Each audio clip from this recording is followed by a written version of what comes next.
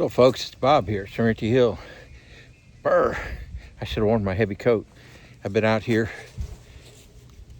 splitting firewood and getting ready for Snowpacolypse. I'm hoping that they're wrong about what they expect to happen. I got wood stacked up about 4 foot high in front of the door. I got a couple piles almost that big inside the house.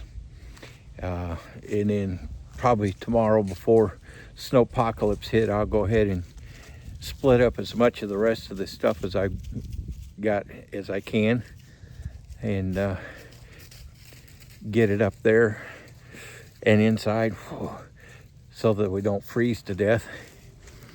Today, besides that, I was crawling up underneath the house. Last freeze that we had, we lost water, and but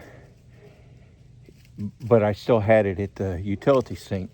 The line coming out to the kitchen sink, it's right underneath that window right there.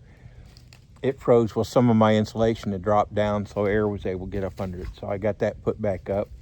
And then in the bathroom, we lost water in the master bath because I don't know why I didn't realize it, but I didn't realize it until just a few days ago that there was a spot where I had missed putting insulation, a 4 foot long spot with no insulation, and the lines that go to the toilet and the sink and the shower all run through that space. So yeah, they froze. So I've got insulation there, and I also put more insulation around my pipe coming up from the ground up into the house. So it's got a double layer of R13 insulation on it. So hopefully that'll keep that from freezing. And advantage we have over last winter is this year, we've got walls here. Last winter, where you see the lighter color wood, it hasn't aged yet, so you can tell it's newer. But all that, and then on the back side of that wall was it was all open. Well, I say open. It had OSB on it, but OSB doesn't have that much insulation quality, so it was not good. So it froze my water manifold, which was a plastic thing, and when we got water back on, I had water spewing everywhere when it came back on because my manifold broke. I had to run and replace that. So yeah, here's the pile by my stove, and then I got the pile by the door, and then all that outside, and just battening the hatches with my insulation. Feels good in here. Feels real good. That stove is cranking. That wood that I got is a mixture of red oak, white oak, and hickory.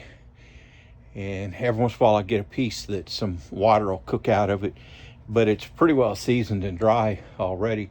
It's been a pile that's been sitting there for a while. This morning I worked on finishing this up, getting all the insulation in above here. I got 2 little pieces I need to put in, about 8 inches long, but I got to move stuff to get to it. And my back is about gone, but I got this all insulated, and boy, I tell you, I've got up there I got a 4-inch duct blowing warm air in, and as I put that insulation up here and got the rest of us insulated, man, I tell you what, it is really warmed up in this room. It's really quite comfy. This would be a very comfy, cozy room to sleep in. It's actually warmer than our bedroom, but so that's what I've been working on, getting ready for Snowpacolypse. They're talking about I don't know, maybe a sprinkle, maybe some sleet, all the way up to 8 to 12 inches. Who knows? I guess we'll know tomorrow and Sunday morning what we're going to get, but trying to get ready as best I can for Snowpacolypse and trying to stay warm. And boy, I tell you, as cold as it is out there, the way the wind's blowing and it's as cold as it is, anything that hits, it's not going to melt. It's going to stick right off the bat.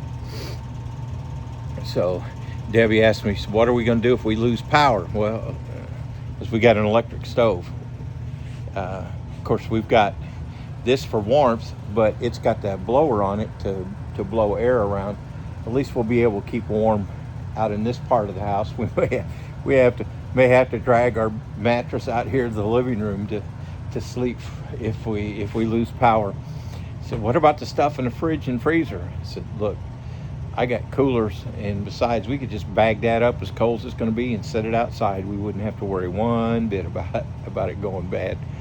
So as far as cooking, if we lose power, we've got I got a Coleman stove and half a dozen little cylinders out in the garage or the workshop. We can always cook on a propane stove.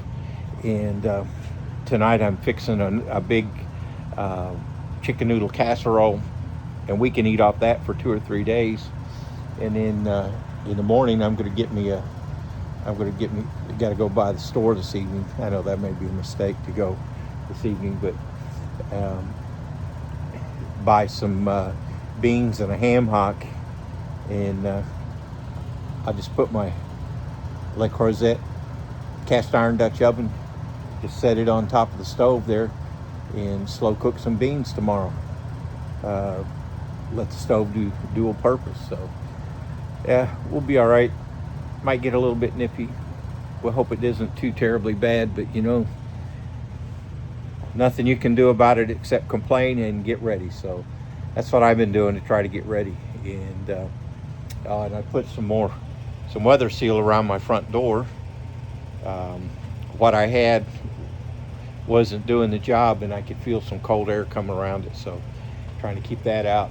And I'm really looking forward to getting those windows in up there, because that OSB lets a lot of heat out. So get ready. You guys be safe. Enjoy the cold, because it'll only last for a few days. But boy, it sure makes me look forward to spring. How about you? All right, this is Bob at Sorrento Hill, getting ready for Snowpacolypse, trying to stay warm. Hope you do the same, and we will see you on the next one. Bye now.